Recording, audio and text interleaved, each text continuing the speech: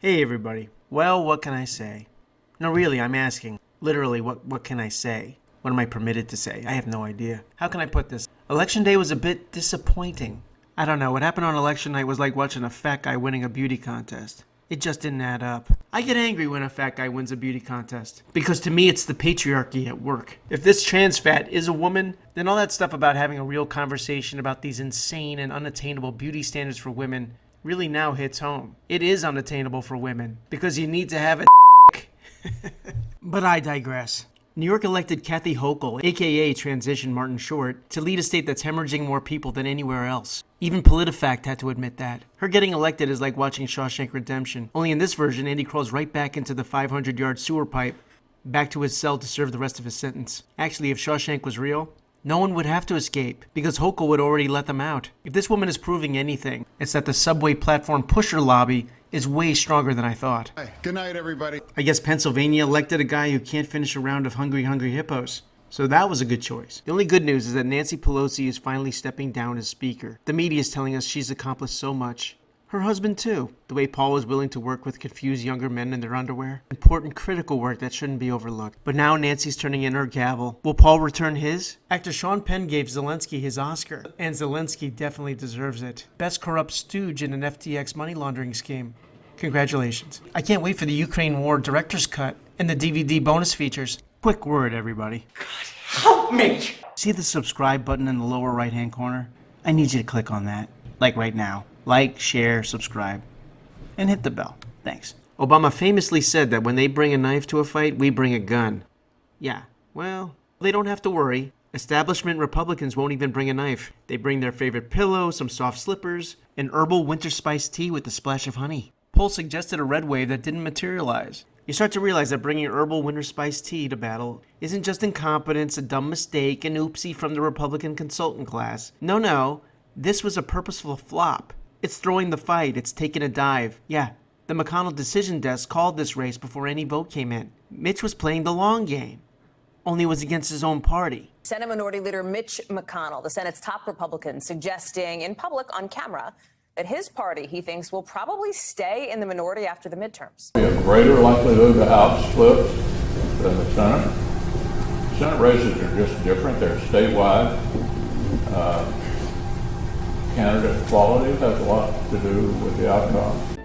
What did he say? I don't think we're going to win the Senate because our candidates really suck. He said this in mid-August. Do you think that McConnell casting shade on his own party candidates was an accident? You might want to think twice before pulling the lever for us, because we got some quality issues. He's talking about a lack of Republican quality as John Fetterman is on the other side? Hi. Good night, everybody. Are you kidding me? Not to mention presidential quality. Do you think this is something the most apprehensive and scripted politician would just say? Or is it actually more like a movie Easter egg for a marketing campaign that we're seeing in full bloom right now? Namely, to blame Trump and all America First candidates as low-quality unelectables. Did you ever hear Chuck Schumer talking down his own candidates? No! This attitude was also reflected in the funding, like Trump-endorsed Blake Masters not getting a cent. Meanwhile, McConnell was, quote, all in on never-Trumper candidate Joe O'Dea. Well, Mitch's all-in guide lost by 14 points. So savvy, wily, veteran of 3 decades plus in politics, long-game Senator Mitch makes an egregious statement to go with rather puzzling financial decisions, and then a month later, savvy, wily, veteran of 3 decades plus in politics, Senator Lindsey Graham decides to energize the left base by demanding a national mandate on abortion limits. Much of the entire legal objection about Roe v. Wade was that it should be left to the states. This was Lindsey Graham's own position. Reversal from his previous position. I've been consistent. I think states should decide the issue of marriage, and states should decide the issue of abortion. So after overturning Roe, which was a major but polarizing victory for the right that took decades to accomplish, out of nowhere, Graham contradicts himself. He contradicts the very logic that overturned Roe in the first place by demanding national limits on abortion, which plays directly into the left's hands. And he does it without any political support whatsoever from anybody else. Politically, this is like the Geico commercial that makes fun of bad horror movie decisions. We just get in the running car. Are you crazy? Let's hide behind the chainsaws. Basically, you've handed the left a box of grenades. I think it's safe to say that a deeply experienced politician would not make such a move, unless the whole purpose was to do something entirely stupid and damaging, which I think was the idea because the idea was sabotage. But wait! There's more. There is more. We had Paul Ryan of the winning Romney-Ryan ticket, currently on the board of Fox, saying this on October 26th. Won't nominate Trump because we want to win. Trump can't win and we're moving on. Again, this is all prior to the vote. What possible good is achieved by promoting division just before a critical midterm? Spoiler alert, there isn't. It's intended to be damaging, to deliberately set up a Trump is a failure election narrative.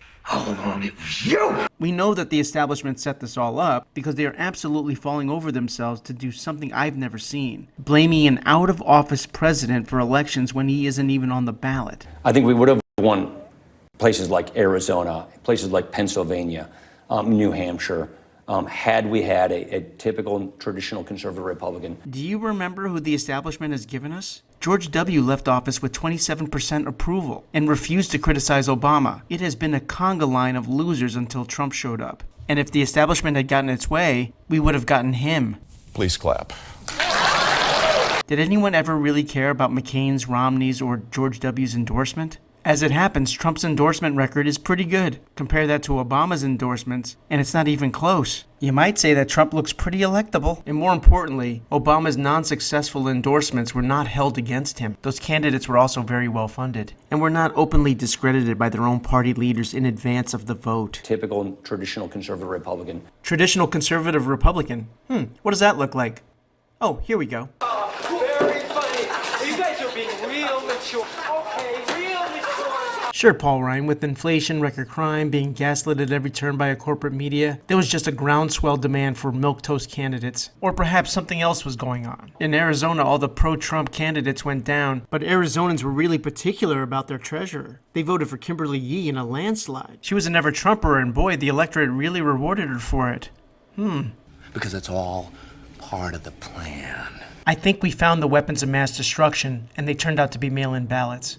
Am I saying there was vote fraud? Well, let me put it this way. I think Maricopa County is going to receive a nice Ukrainian Christmas bonus. There's no way to look at Biden shaking hands with phantoms, feeling up young women, falling upstairs, and to say that Trump is the unelectable one. He's only unelectable if the establishment Republicans are determined to make it so. And it seems that they are. Because no, he's not a typical Republican. It has nothing to do with his tweeting. It comes down to policy. The neocon Republicans are paid off by global interests, and therefore the Republicans' allegiance is to global interests. That's why there's NAFTA, TPP. That's why Republicans pretend to care about illegal immigration, but then block Trump when he tries to finish the wall. And of course, people seem to forget that war took a sabbatical with Trump in office. Kind of odd for a fascist. But now that he's gone, it seems that war's made a big comeback. What else? Republicans are also supposed to push back on the green agenda. But have they? Not really. Have you noticed there's less and less deniers? Achieving historic investments in clean energy with President George Bush. The Green Lobby gives plenty of money to Republicans now, because just like illegal immigration, they don't really fight it. Under Trump, though, we were energy independent, and he pulled us out of the suicidal Paris Accords. So that's the apple cart he's upsetting. And the establishment will literally cheat. Yes, I'm saying the word cheat overtly and covertly to maintain the status quo. So if they're all in on pushing somebody, even if I like that somebody, it's best to pay attention to history. If every instinct you have is wrong, then the opposite would have to be right. Yes. I will do the opposite. Whatever the establishment says, do the opposite. Thanks for watching. Be sure to comment, like, subscribe. Be sure to pass around to anybody who might like my content. And I'll see you the next time.